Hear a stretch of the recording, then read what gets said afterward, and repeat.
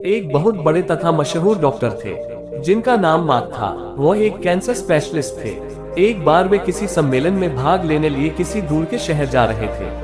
वहां उनको उनकी नई मेडिकल रिसर्च के महान कार्य के लिए पुरस्कृत किया जाना था। वे बड़े उत्साहित थे तथा जल्दी से जल्दी वहां पहुंचकर पुरस्कार पाना चाहते थे।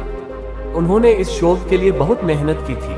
उनके जहाज के उड़ने के कुछ समय बाद उनके प्लेन में तकनीकी खराबी आ गई, जिसके कारण हवाई जहाज को आपातकालीन लैंडिंग करनी पड़ी। दूसरी फ्लाइट कई घंटे लेट थी।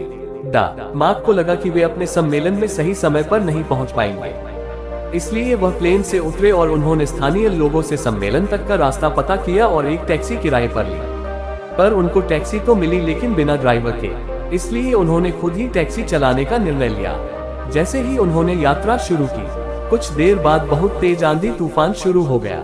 रास्ता लगभग दिखना बंद सा हो गया, जिसकी वजह से वे गलत रास्ते की ओर मुड़ गए। लगभग 2 घंटे भटकने के बाद उनको समझ आ गया कि वे रास्ता भटक गए हैं। थक तो वे गए ही थे, भूख भी उन्हें बहुत जोर से लग गई थी। उस सुनसान सड़क पर भोजन की तलाश में वे गाड़ी इधर उधर चलाने लगे। कुछ दूरी पर उनको एक पुराना सा मकान दिखा। उन्होंने बिल्कुल मकान के नजदीक अपनी गाड़ी रोकी। परेशान से होकर गाड़ी से उतरे और उस छोटे से घर का दरवाजा खटखटाया। एक स्त्री ने दरवाजा खोला। मार्क ने उन्हें अपनी स्थिति बताई और एक फोन करने की इजाजत मांगी। उस स्त्री ने बताया कि उसके यहाँ फोन नहीं है। फिर भी उसने उनसे कहा कि आप अंदर आइए और चाय पीजिए और थोड़ा आराम कीजिए। मौसम थोड़ा ठीक हो जाने पर आगे चले जाना। भूखे और थके हुए डॉक्टर ने तुरंत हामी भर दी। उस औरत ने उन्हें बिठाया और बड़े सम्मान के साथ चाय दी व कुछ खाने को दिया। साथ ही उसने कहा, आइए, खाने से पहले भगवान से प्रार्थना करें और उनका धन्यवाद कर दें। मार्क उस स्त्री की बात सुनकर मुस्कुरा गए और बोले, मैं इन बातों पर विश्वास नहीं करता, मैं मेहनत पर विश्वास करता हूँ। आप अपनी प्रार्थना कर लें। चाय पीते हुए डॉक्टर मार्क उस स्त्री को देखने लगे जो अपने छोटे से बच्चे के साथ प्रार्थना कर रही थी। उसने कई प्रकार की प्रार्थनाएं की। डॉक्टर मार्क को लगा कि हो न हो इस स्त्री को कुछ समस्या है। जैसे ही वह औरत अपने पूजा के स्थान से उठी तो डॉक्टर ने पूछा, आपको भगवान से क्या चाहिए? क्या आपको लगता है कि भगवान आपकी प्रार्थनाएं सुनेंगे? उस औरत ने धीमे से उदासी भरी मुस्कुराहट के साथ कहा, ये मेरा लड़का है और इसको कैंसर है जिसका इलाज मार्क नाम के एक डॉक्टर कर सकते हैं। लेकिन मेरे पास इतने पैसे नहीं है कि मैं उनके पास उनके शहर जा सकूं, क्योंकि वे दूर किसी शहर में रहते हैं।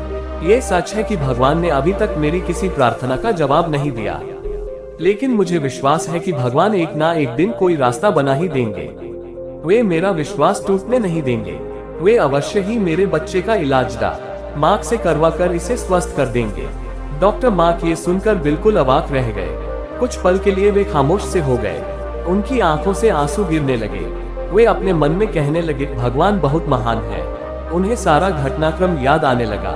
कैसे उन्हें सम्मेलन में जाना था, कैसे उनके जहाज को इस अनजान शहर में आपातकालीन लैंडिंग करनी पड़ी, कैसे टैक्सी के लिए ड्राइवर नहीं मिला और वे तूफान की वजह से रास्ता भटक गए और यहाँ आ गए। वे समझ गए कि यह सब इसलिए नहीं हुआ कि भगवान को केवल इस औरत की प्रार्थना का उत्तर देना था, बल्कि भगवान उन्हें भी एक मौका देना चाहते थे कि वे भौतिक जीवन में धन कमाने, प्रतिष्ठा कमाने आदि से ऊपर उठे और असहाय लोगों की सहायता करें। तो दोस्तों, आप चाहे किसी भी मुश्किल में हो, चाहे आप पर कितनी भी बड़ी मुसीबत आ जाए, आपको कभी भी भगवान के ऊपर से भरोसा नहीं तोड़ना चाहिए।